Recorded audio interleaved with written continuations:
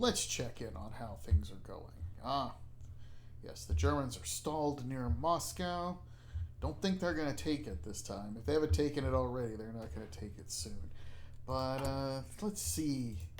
Well, that's good. I've got 3,300 super heavy tanks. I've got a whole set of improved Amtraks. Let's take a look at how arms sales are doing. Oh, I'm selling so many weapons, I literally cannot spend it fast enough. We are rolling back prices and passing the savings on to, well, nobody, because we're sitting at war economy, which means the people are paying heavy taxes. So Mussolini Mart is passing the savings on to itself? Hey, it works. What can I say? Hello, everyone, and welcome to another episode of Counterfactual Gaming, the gaming channel where if there's something historical, we don't do it. Now, before we get started with our video for today, I just want to remind everyone that if you like what you're seeing here, go ahead and put a like and sub on the video.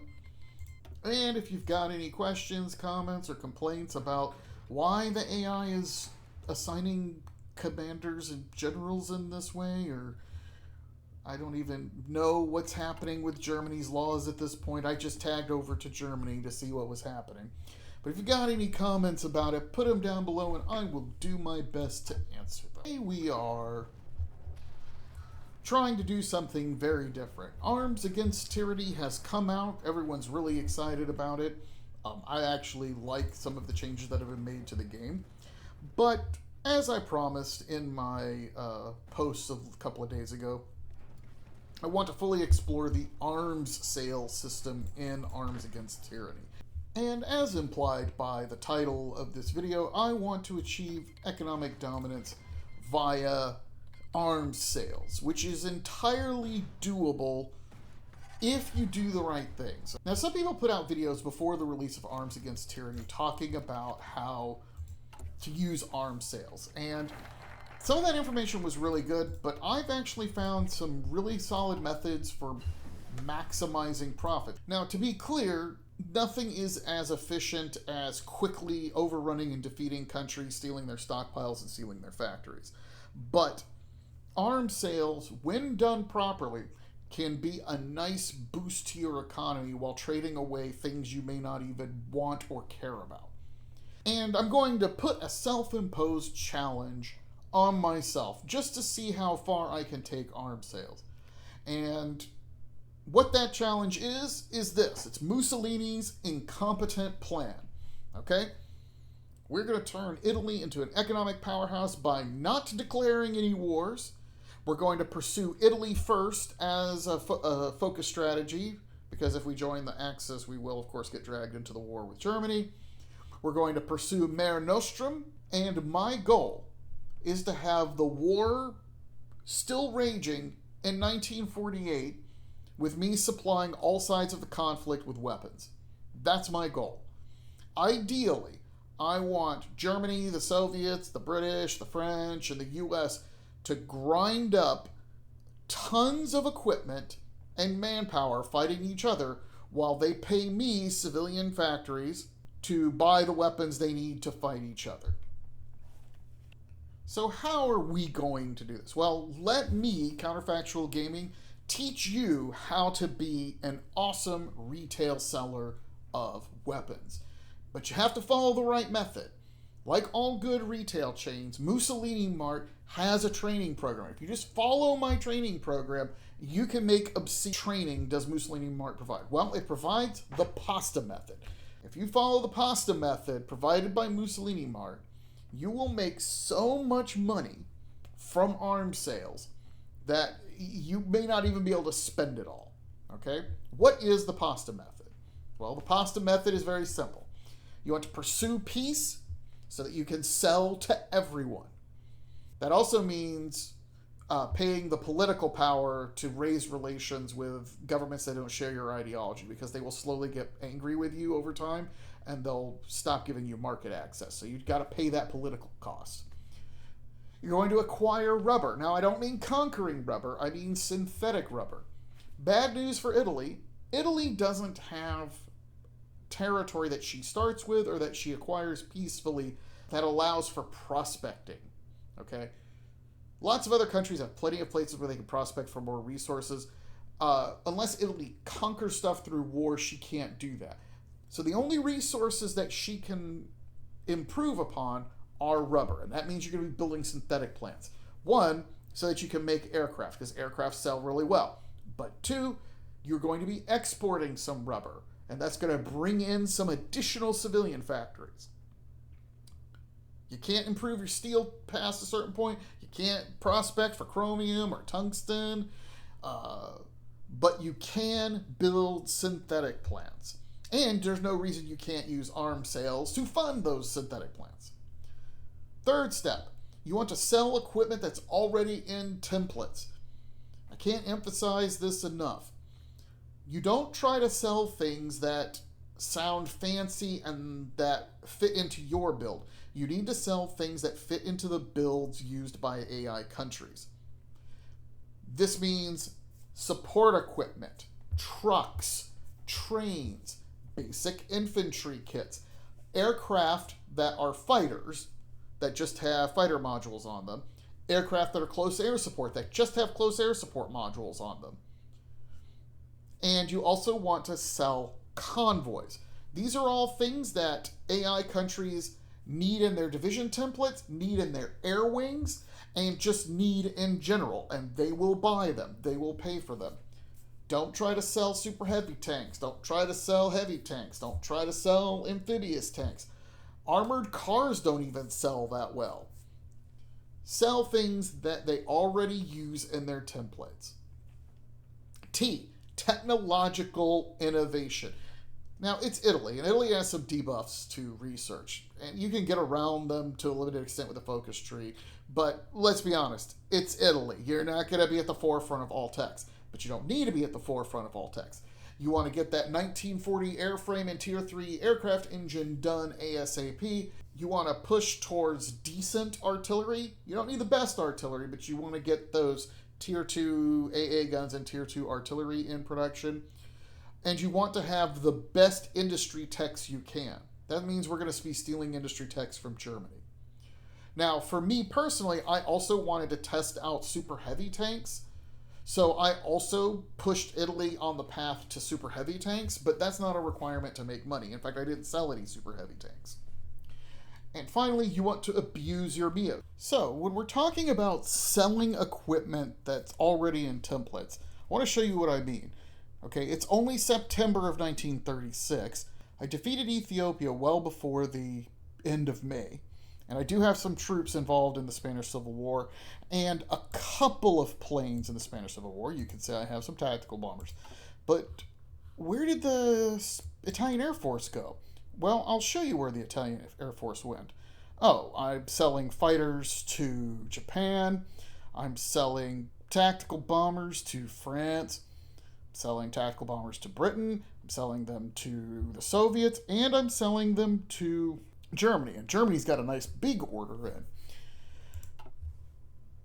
At the beginning of the game, we all know that every country that has an air force has a lot of gaps in their air wings. They have wings that need equipment. And if you sell planes, countries will buy them in the first 6 months, first 7 months. They will buy them.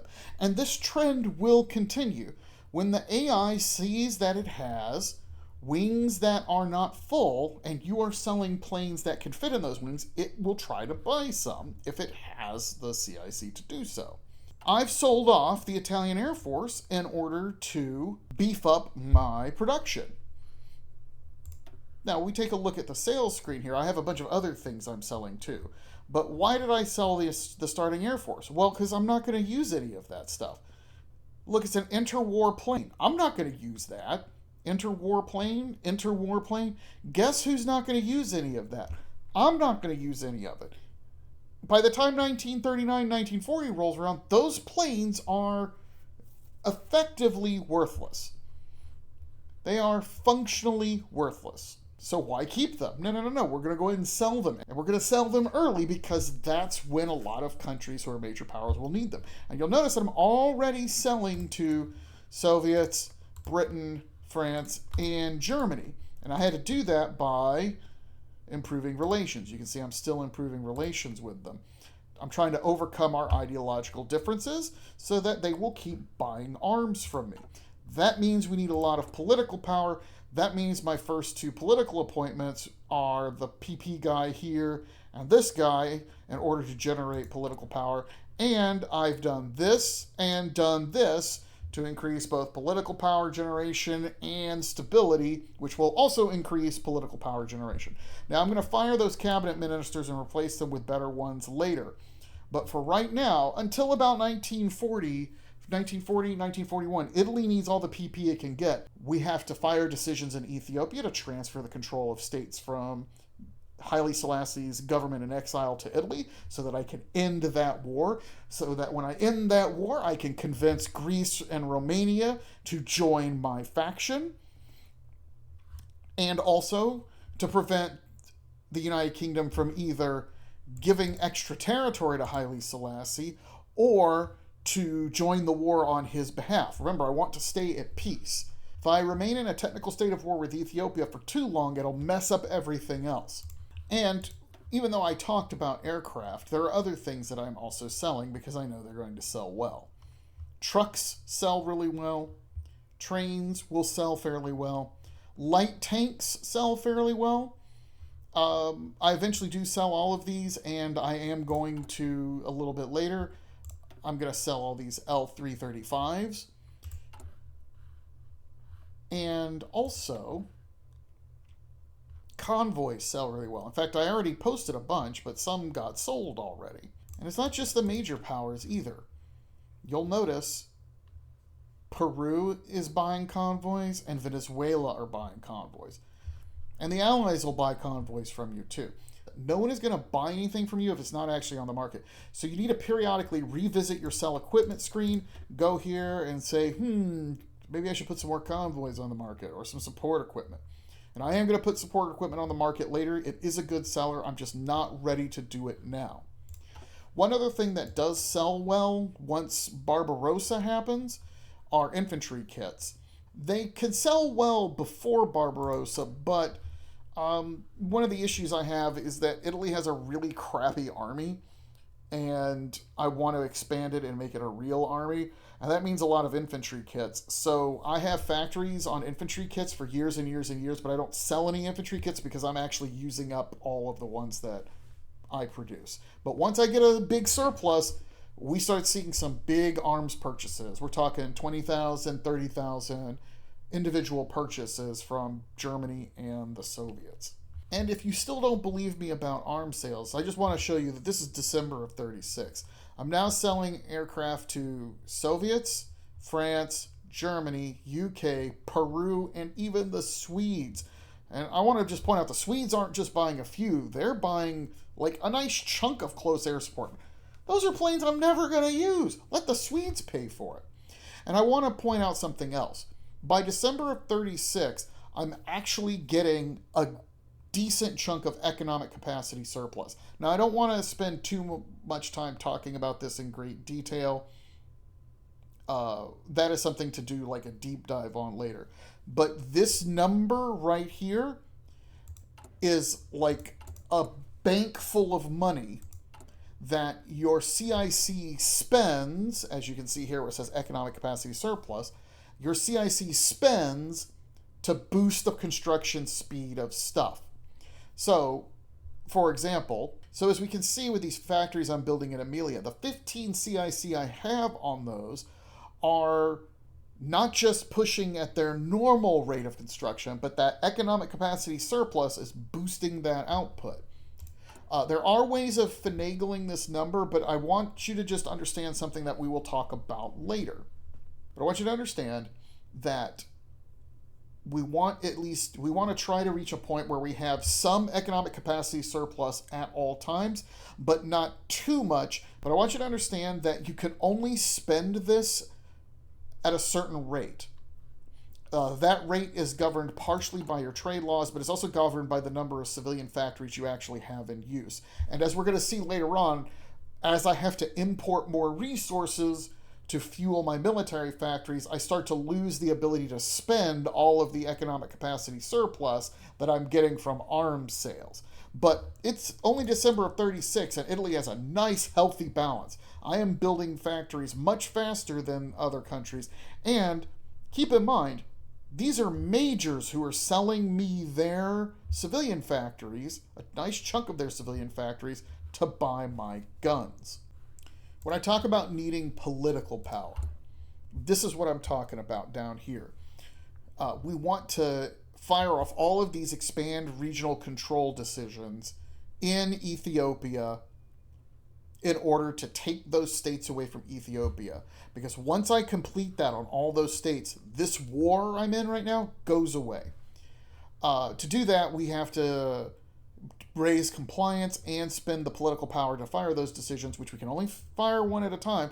But to raise that compliance faster, we can do things like electrify those states. You can also discredit Haile Selassie. And while I know a lot of people hate doing this, I am using civilian oversight in every state in order to maximize compliance game. I don't care how many people get killed, how much equipment I'm losing. The only thing I care about is getting these compliance values above the threshold I need to fire these decisions. This chews up a ton of political power, on top of the fact that there's other things I would like to do with my political power. I'm eventually going to want to fire these things, and once I start doing the diplomatic focuses, I need to be able to put pressure on all of these governments. As you can see here, I generate a nice chunk of political power every day, but I only have this one guy appointed to my general staff. I barely have war economy going. I did appoint my industrial concern at some point, but you'll notice that, like, I haven't even filled out my cabinet. I haven't fired a bunch of the balance of power decisions. It is a race against time to get all this stuff done. So when I say we need political power, I really meant it. Good news, we have plenty of economic capacity surplus happening.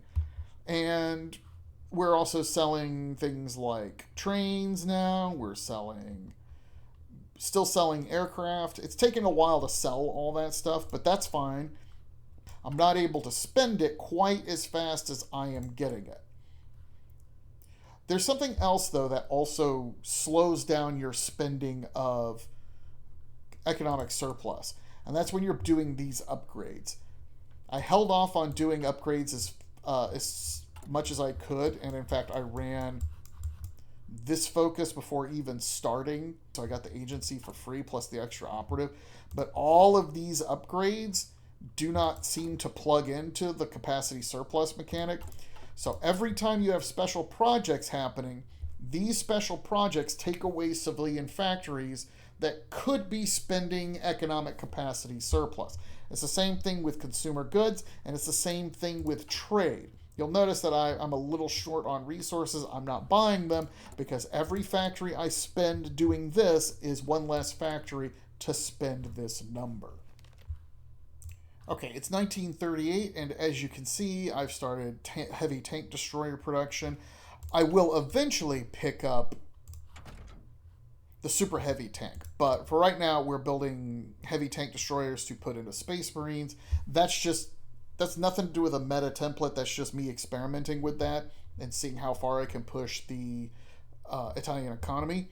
And you'll notice that I'm not building a navy. I'm just building convoys because I want to sell convoys to other countries and make money doing that.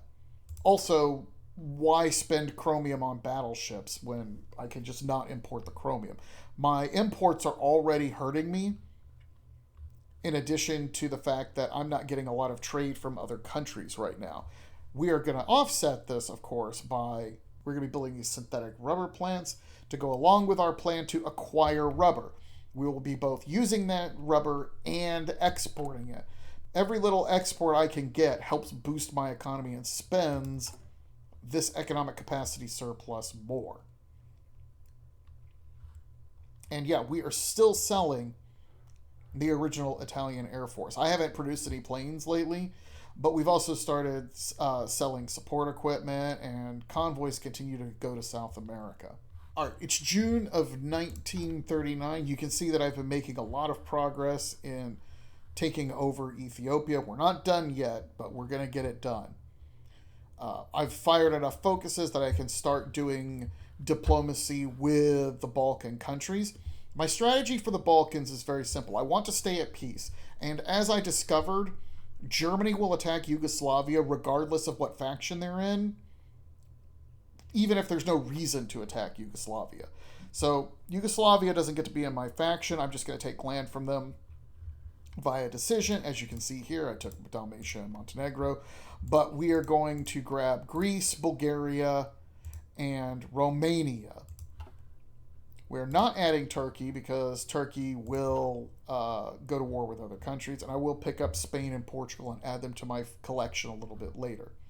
Securing Romania will make sure that the oil is mine should I want it. But the real reason we're looking at the save is because we've just started a new construction program. It's June of 1939, and I've got the 1940 plane in production. Now, normally against the AI, I would prefer multi-role planes. If you see me live stream, I love multi-role aircraft. But multi-role aircraft that are both fighters and bombers do not sell well to other countries.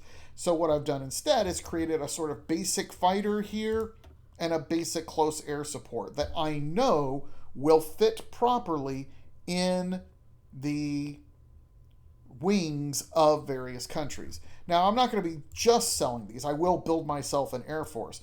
But as these planes get produced, some of them will get put on the market, and I will be selling them. And we are going to make a ton of money from them. When I was talking about infantry kits earlier, this is what I mean. I'm still in a 56,000 infantry kit deficit. Part of that's because I have a 1.5 million man army composed of these training cadres. As they are exercising, they will get turned into better templates later so that I can garrison the border of my allies to deter attack. My economic surplus is increasing because I can't quite spend it all because I'm having to buy stuff and no one is buying from me. I will restore a better trade balance later in the game, but this is one of the difficulties with managing an economy at peace is that I really wish other countries would trade with me, and they're not always buying my stuff. And while I have joked about rolling back prices, the only thing I've actually really lowered prices are things like interwar armored cars. Almost everything else has been selling at normal price. A little bit later, I sell some tier 0 infantry kits that I just had wandering around my stockpile, and I roll back prices on those. But generally just setting your prices to the middle seems to work fairly well because most countries want to buy what you have to sell. Yeah, sell things that they want. Trucks, trains, light tanks. Now, I need to add some support equipment here. Definitely need to do that. But add that stuff. Sell it. Sell what they need. And by 42, Germany has finally opened up their trade, and we are selling arms again. We're selling them what they want, which in this case are trucks. And the Soviets are buying tons of convoys from me. As you can see, aircraft sales have started again. Even the U.S. is buying planes from Italy. And it's worth pointing out that, everybody wants trucks and support equipment. This is from a save game, and I should probably go in and update it because, you can notice there's no more trucks here. Well, I need to add some more trucks to it because they've been selling that much. I've also been trying to sell some of my heavy tank destroyers, but nobody's been buying those.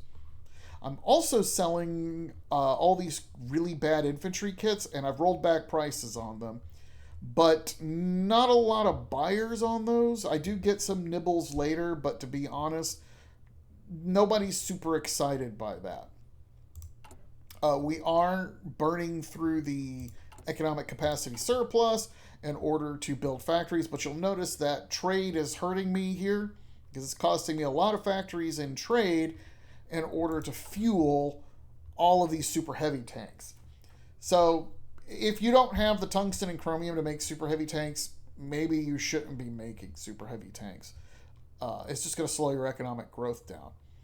Now, some people aren't going to believe me when I say you need a ton of political power to do some of this stuff. And in order to show you that, I want you to just take a look at this tooltip for a second. In order to get arms sales with all of these countries, I need to periodically raise relations with them. When you take a look at all the buffs I have to political power generation thanks to national spirits and to Mussolini himself and to balance of power and a high stability and my cabinet, and yet I'm still running at a negative 0.85 per day just trying to raise relations. But that's what it takes in order to make these arms sales, which I'm burning through the economic capacity of, and I'm making a lot of money doing it.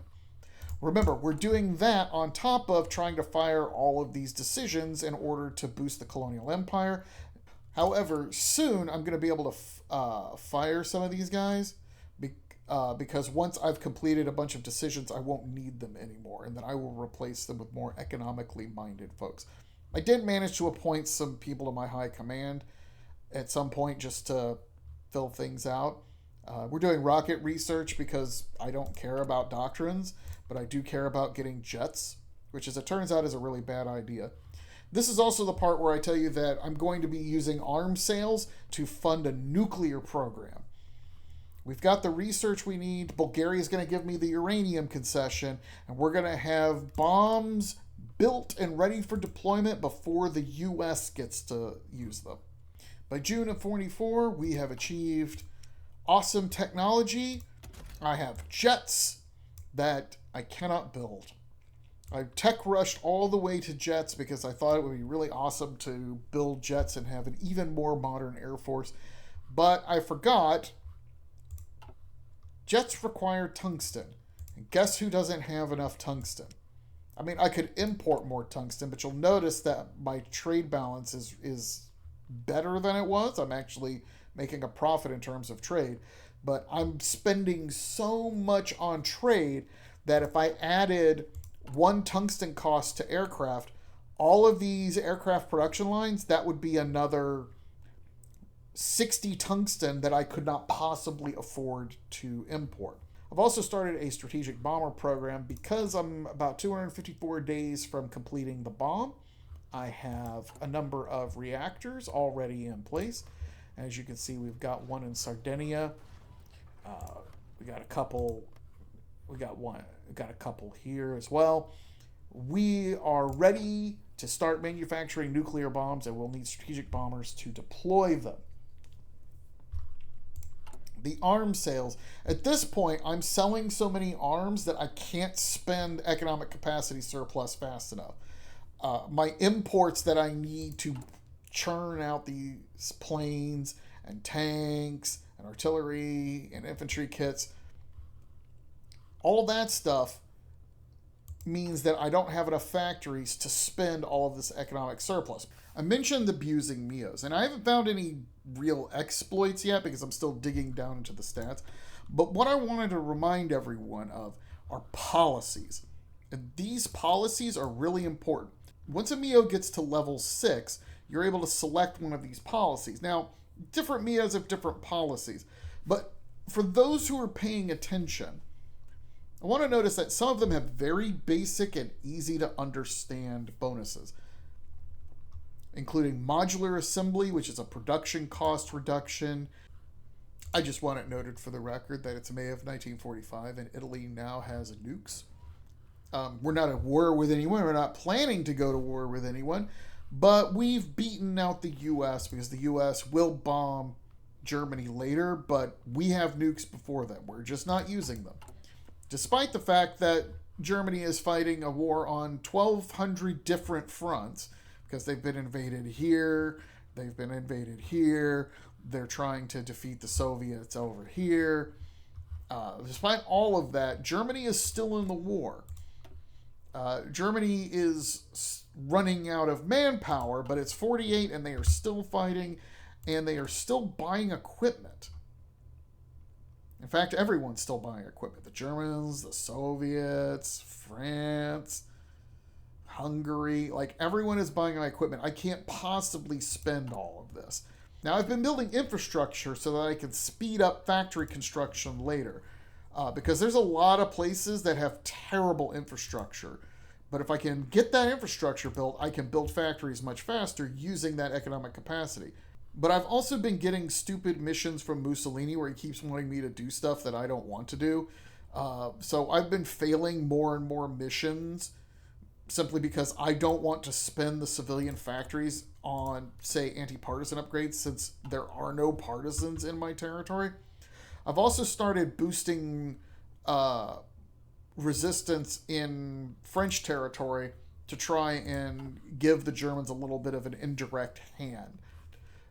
The more Allied manpower that gets killed in North Africa, the longer the war can go on. Because I think we might be able to drag this war out to 1950. And here it is. A peace conference just fired, and the war is officially over.